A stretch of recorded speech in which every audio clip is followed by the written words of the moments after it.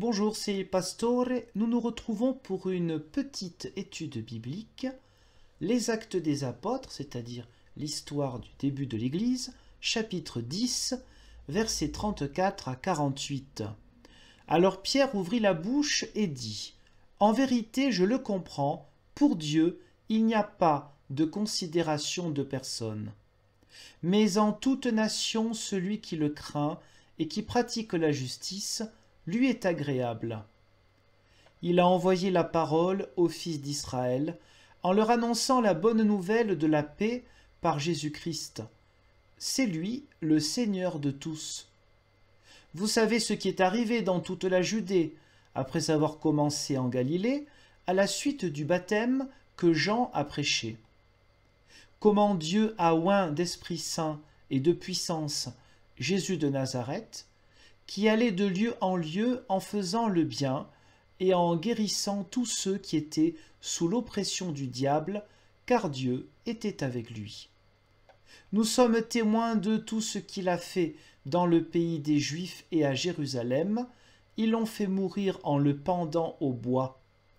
Dieu l'a ressuscité le troisième jour et lui a donné de se manifester, non à tout le peuple, mais aux témoins choisis d'avance par Dieu, à nous qui avons mangé et bu avec lui, après sa résurrection d'entre les morts. Et Jésus nous a commandé de prêcher au peuple et d'attester qu'il a été lui-même désigné par Dieu comme juge des vivants et des morts. Tous les prophètes rendent de lui le témoignage que quiconque croit en lui reçoit par son nom le pardon des péchés. Comme Pierre prononçait encore ces mots, le Saint-Esprit descendit sur tous ceux qui écoutaient la parole. Tous les croyants circoncis qui étaient venus avec Pierre furent étonnés de ce que le don du Saint-Esprit soit aussi répandu sur les païens, car ils les entendaient parler en langue et exalter Dieu. Alors Pierre reprit : « Peut-on refuser l'eau du baptême à ceux qui ont reçu le Saint-Esprit aussi bien que nous ?» Il ordonna de les baptiser au nom de Jésus-Christ. Ils lui demandèrent alors de rester là quelques jours. Alors ce passage fait suite à la rencontre de Pierre et de Corneille. Par vision, ils se sont retrouvés, ils se sont rencontrés, Corneille, le centurion, le Romain, et puis autour de lui, des judéo-chrétiens, des chrétiens qui sont d'origine juive, donc on peut les appeler les circoncis. Et voici que Corneille est prêt à entendre ce que Simon-Pierre annonce. Il considère que c'est la parole de Dieu. Lui, Corneille, le non-juif, qui n'est pas encore, qui est en train de devenir chrétien, il veut écouter cette parole, car il croit que Simon-Pierre apporte la parole de Dieu. Et voici donc une parole importante. Pour Dieu, il n'y a pas de considération de personne. C'est-à-dire, littéralement, Dieu, le Dieu des Saintes Écritures juives et le Dieu de Jésus-Christ, il n'est pas partial. Le salut est pour tous, c'est-à-dire que vivre en la présence de Dieu en ce monde et en l'autre, cela est offert pour tout être humain, qu'il soit juif ou non. En toute nation, chez tous les êtres humains, celui qui le craint et qui pratique la justice lui est agréable. Alors cette expression, celui qui le craint et qui pratique la justice, cela peut renvoyer, il y a de très fortes chances que cela soit ancré dans la Torah. Par exemple, le 5e livre du rouleau de la Torah, le livre du Deutéronome, chapitre 10, versets 12 et 13. « Maintenant, Israël, que demande de toi l'Éternel ton Dieu, si ce n'est que tu craignes l'Éternel ton Dieu, afin de marcher dans toutes ses voies, d'aimer et de servir l'Éternel ton Dieu, de tout ton cœur et de toute ton âme. Si ce n'est que tu observes les commandements de l'Éternel et ses prescriptions que je te donne aujourd'hui, afin que tu sois heureux. » Alors, pratiquer la justice et craindre l'Éternel, c'est quelque chose qui ne semblait possible que pour un Israélite, et pourtant là, non.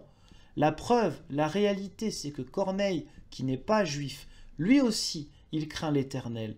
Lui aussi, il pratique la justice, et comme bien d'autres êtres humains à travers le monde qu'il soit juif ou non. Oui, ce comportement de juste, ce comportement est possible pour un païen. Alors Pierre continue son discours, sa prédication. Il a envoyé la parole aux fils d'Israël en leur annonçant la bonne nouvelle de la paix par Jésus-Christ, c'est lui le Seigneur de tous. Oui, voici la paix, la réconciliation possible entre tout être humain et le Dieu créateur. Car s'il y a bien préséance du peuple juif, cela n'induit pas une séparation automatique au regard de Dieu entre ses enfants. Mais de ce peuple choisi, Jésus le Christ a proclamé l'universalité du salut, de même qu'il a reçu l'universalité du rejet et de la violence. Certains juifs qui voulaient le lapider, et le pouvoir politique, le pouvoir exécutif, c'est le cas de le dire, le pouvoir romain qui l'a fait crucifier.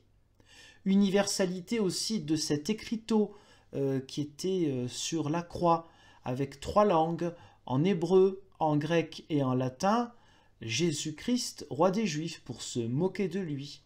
Une moquerie universelle, un salut universel. Vous savez ce qui est arrivé dans toute la Judée. Simon-Pierre reprend donc son discours. Nous reprenons au verset 37, après avoir commencé en Galilée, etc. C'est le retour aux origines. Donc Simon-Pierre s'adresse à des gens qui visiblement donc, sont des judéo-chrétiens, donc des juifs qui croient en Jésus le Christ, qui ont été baptisés, et il leur rappelle comment et où cela a commencé. Alors pour les lecteurs de la fin du 1er siècle, et les lecteurs ou auditeurs d'aujourd'hui, c'est bien sûr un renvoi à son premier tome. Son premier tome, puisque le livre des Actes des Apôtres a été écrit par Luc, Luc l'écrivain, Luc le témoin de Jésus le Christ, nous renvoie à son évangile. Voilà. L'évangile de Luc, les Actes des Apôtres. Quand on lit les Actes des Apôtres, il nous dit, mais n'oubliez pas de regarder mon premier livre, de lire mon premier livre, d'écouter la bonne nouvelle. Et voici que Simon-Pierre continue son discours. Comment Dieu a oint d'Esprit Saint et de puissance Jésus de Nazareth, etc. Car Dieu était avec lui. Dieu avec lui, c'est l'étymologie du prénom Emmanuel, Immanuel, le Messie attendu, annoncé par exemple chez le prophète Ésaïe. Donc on a le retour comme ça, le petit clin d'œil à l'identité de Jésus le Christ, au-delà de faire des guérisons. Ce qui est important ici dans ce contexte-là, c'est vraiment Dieu avec nous, et avec nous, avec tout le monde, pas simplement le peuple choisi.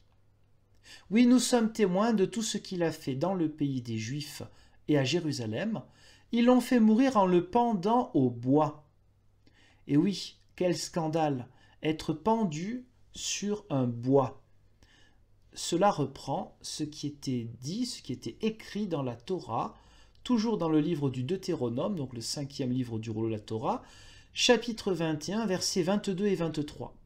Si l'on fait mourir un homme coupable d'un péché passible de mort, et que tu l'aies pendu à un bois, son cadavre ne passera pas la nuit sur le bois, mais tu l'enseveliras le jour même, car celui qui est pendu est un objet de malédiction auprès de Dieu, et tu ne souilleras pas le territoire que l'Éternel ton Dieu te donne pour héritage. Donc, cette idée d'être pendu à un bois était synonyme de malédiction, d'où le scandale d'annoncer un Messie crucifié. Alors évidemment ici, Luc, l'écrivain Luc, il écrit bien le bois. Il fait dire à Simon-Pierre le bois. Pourquoi il dit le bois et non pas la croix? Pour la raison toute simple qu'il reprend de la Torah et qu'à l'époque de la Torah, on ne connaît pas encore ce mot, on ne connaît pas encore cette pratique qui est celle de la croix. Donc quand il écrit le bois, il veut parler désormais de Jésus-Christ et tout le monde comprend bien évidemment qu'il s'agit de la croix. Il poursuit son discours, Dieu l'a ressuscité le 3e jour et lui a donné de se manifester. Donc voici le fondement du message chrétien, le fondement historique, le fondement du témoignage chrétien. Jésus est ressuscité. Et voici donc qu'il est apparu à de nombreuses personnes. Et puis donc il a commandé de prêcher au peuple et il s'est désigné lui-même, il a attesté qu'il a été désigné lui-même comme juge des vivants et des morts. La question de la justice de Dieu et du juge, c'était quelque chose de très important, c'était un thème cher aux premières générations de chrétiens. C'est pourquoi on dit bien que Jésus-Christ est le juge des vivants et des morts. On retrouve cela dans le texte dit le symbole des apôtres. Et les prophètes l'avaient annoncé. Et voici que maintenant il va y avoir cet événement particulier, le Saint-Esprit, l'œuvre de Dieu, l'action divine. Pour qui? Pour les païens. Le Saint-Esprit descend, et voici que les païens, tout comme les Juifs venus en pèlerinage à la Pentecôte, c'est-à-dire le chapitre 2 du même livre des Actes des Apôtres, tout comme les Juifs avaient reçu le Saint-Esprit, eh bien cette fois-ci ce sont les païens. C'est comme une deuxième Pentecôte, c'est comme une Pentecôte pour les païens. Ils se retrouvent dans la joie, ils rendent gloire à Dieu avec plusieurs manières, plusieurs langues. Ils ont la même possibilité que les judéo-chrétiens. On retrouve ici encore cette notion d'égalité. Cette fois-ci, ce n'est plus simplement l'égalité dans le discours de Simon-Pierre, c'est l'égalité qui est vécue par ce témoignage du Saint-Esprit sur eux. Alors, tant qu'à faire, on va les baptiser. Peut-on refuser l'eau du baptême à ceux qui ont reçu le Saint-Esprit? Non, on ne va pas leur refuser cela. Et voici qu'ils sont donc baptisés, tout comme lors de la Pentecôte, de nombreuses personnes juives ont été baptisées. Alors maintenant, cette égalité, elle ne peut pas être contestée, elle ne doit pas l'être. Car voici les païens baptisés. Ils sont sur le même chemin de disciples, tout comme ce qu'on appelle les circoncis, c'est-à-dire les juifs. Les circoncis chrétiens, les juifs baptisés, eh bien il y a aussi les incirconcis chrétiens, c'est-à-dire les non-juifs baptisés. Mais désormais, on doit se moquer totalement des origines, on doit se moquer totalement de savoir qui est circoncis, qui ne l'est pas, puisqu'en étant baptisés, ils sont tous un seul peuple, un seul corps en Jésus-Christ. Je vous remercie pour le visionnage de cette courte vidéo et je vous dis, Dieu voulant, à la prochaine.